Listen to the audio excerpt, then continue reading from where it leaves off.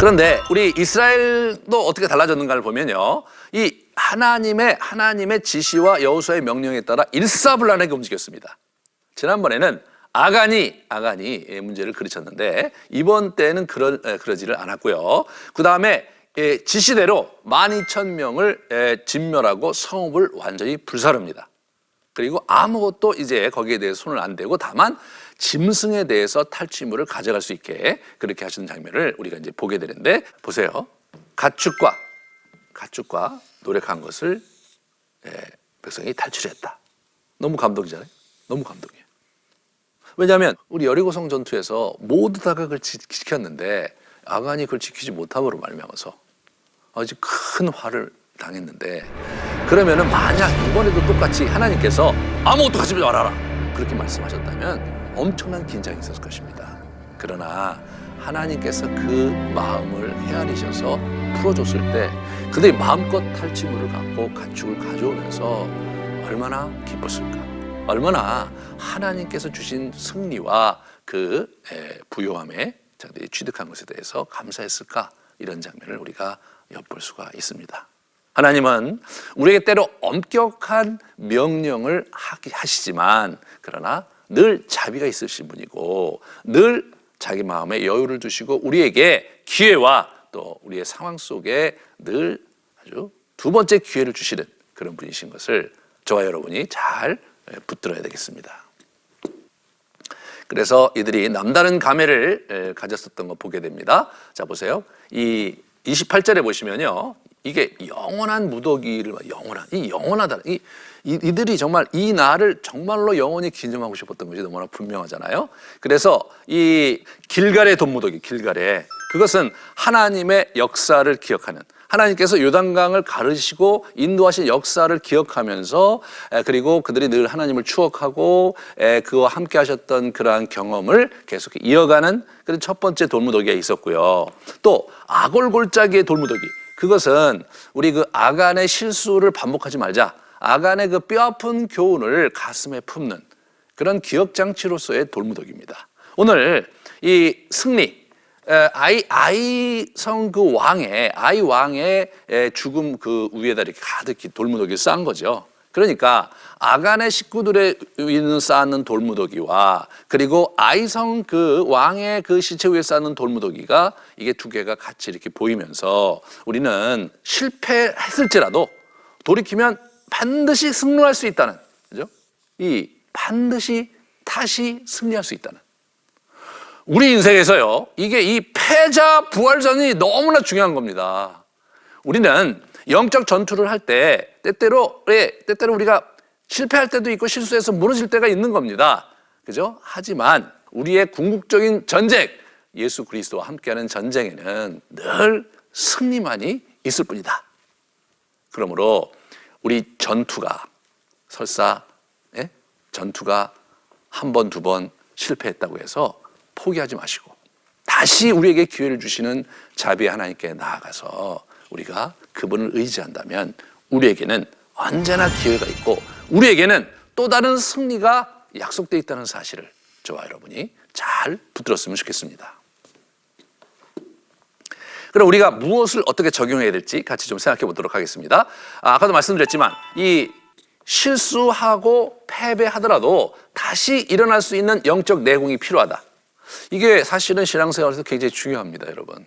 우리가 이 세상을 이 공중의 권세 잡은 자로 이렇게 세상 속에 살아가는데, 여러분과 저도 이게 보면은 실패할 때가 많죠.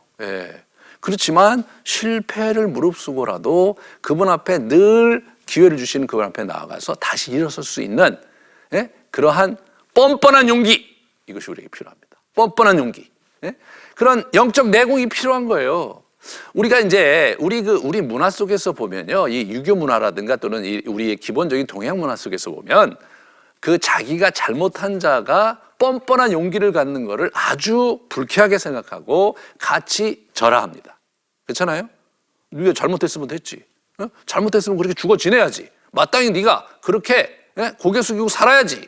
이런 그 기본적인 그 공감대가 우리에게 있거든요.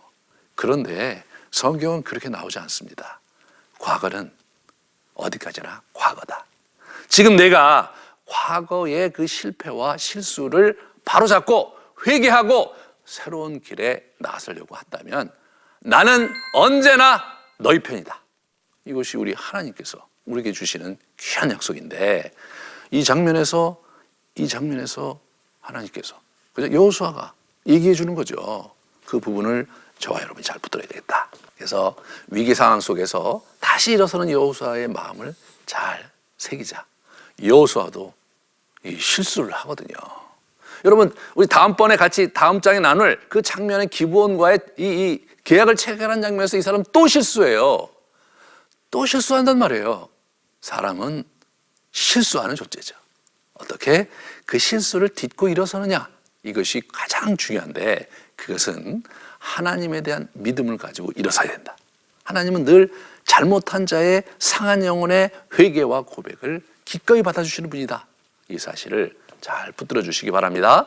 두 번째는 뭐냐면 영적 분별력을 키워야 돼요. 영적 분별력. 이게 참 중요하죠. 그러니까 뭐냐면 우리가 수동형 전쟁과 능동형 전쟁 얘기했어요. 근데 일반적으로 영적 전쟁하면 왠지 하나님께서 우리의 싸움을 대신 싸워주시는 거기 때문에 우리는 다만 기도하고 머무르면서 기다리면 된다. 이런 생각을 하시는 분들이 참 많아요. 맞습니다. 그럴 때가 있어요. 우리가 정말 하나님께서 우리에게 주신 상황 속에서 아무 어떤 조치를 취하기보다는 그분의 선하신 역사하심을 기다리며 믿음으로 인내하는 것이 필요할 때가 분명히 있습니다. 그러나 그것이 영적 전쟁의 모든 양상은 아니다. 아이성 전투처럼 능동적으로 대처해야 될 때도 있다.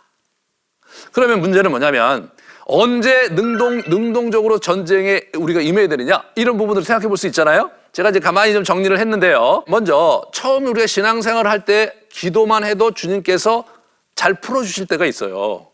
뭐 이런 기도됐는데 들어주시고 저것도 했는데 들어주시고, 이제 그렇게 초창기에는 하나님께서 우리를 격려하시면서 그렇게 해주시다가 그러다가 어느 시간이 지나면 어떻게 되냐면 일이 잘 안 되는데 기도를 해도 잘 이게 안 풀릴 때가 있는 거죠.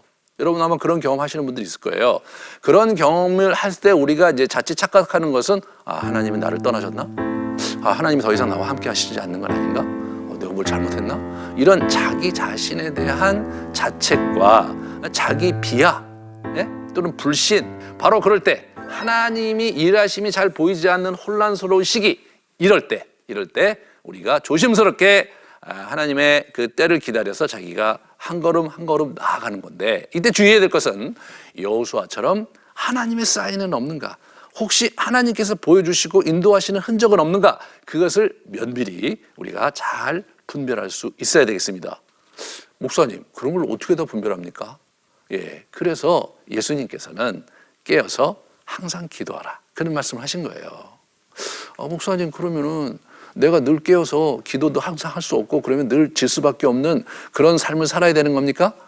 네, 그런 측면이 분명히 있죠.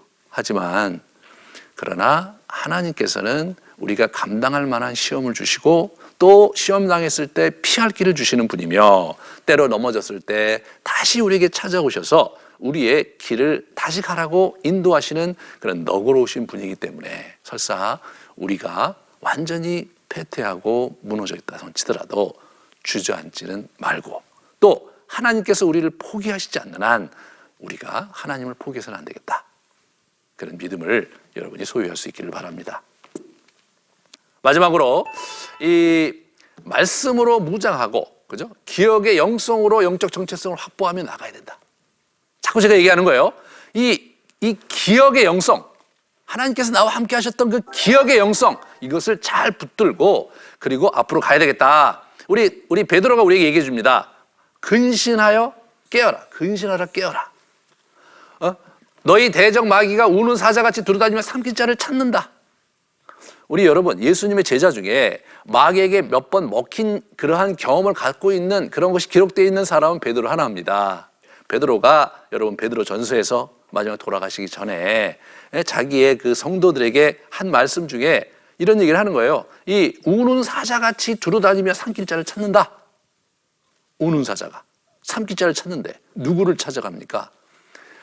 대열에서 일틀한 친구, 잘못된 방향으로 까는 친구, 병든 친구, 이런 친구들을 잡아먹어요. 이 사자는요 아주 강하고 그리고 막 공동체에서 그 대열에서 함께 열심히 달려가는 친구를 건드리는 것이 아니라 이렇게 대열에 일탈한 친구를 잡아가고 엉뚱한 데로 가고 있는 그런 친구를 잡는 거예요. 그런 부분을 잘 우리가 깨달아서 이렇게 깨어서 내가 있어야 될 자리를 알고 함께 어디 가야 될지를 알고 이런 우리의 그 삶의 태도가 우리에게 필요하다. 그래서 마지막으로는 믿음을 굳건히 하여 그를 대적하라. 여러분, 죄는 피해야 됩니다. 사단은요 피하는 게 아니라 대적하는 거예요. 우리가 믿음으로 예수 그리스도의 이름을 붙잡고 그를 대적한다면 사단은 우리를 공격할 수 없습니다. 이 사실을 기억하면서 깨어서 근신하며 정말 주님께 나아가는 복된 여러분 되시기를 주님의 이름으로 축원합니다. 다음 시간에는 또 다른 재미난 이야기, 기브온 거민과 화친 조약을 이렇게 거짓으로 맺는 장면에서 우리 여호수아가 또 어벙벙하게 어리숙하게 당하는 장면이 나옵니다. 그 장면 속에서 하나님께서 어떻게 자비를 베푸시는가 그 부분을 같이 보면서 영적 전쟁의 또 다른 측면을 같이 나누도록 하겠습니다. 긴 시간 수고하셨습니다.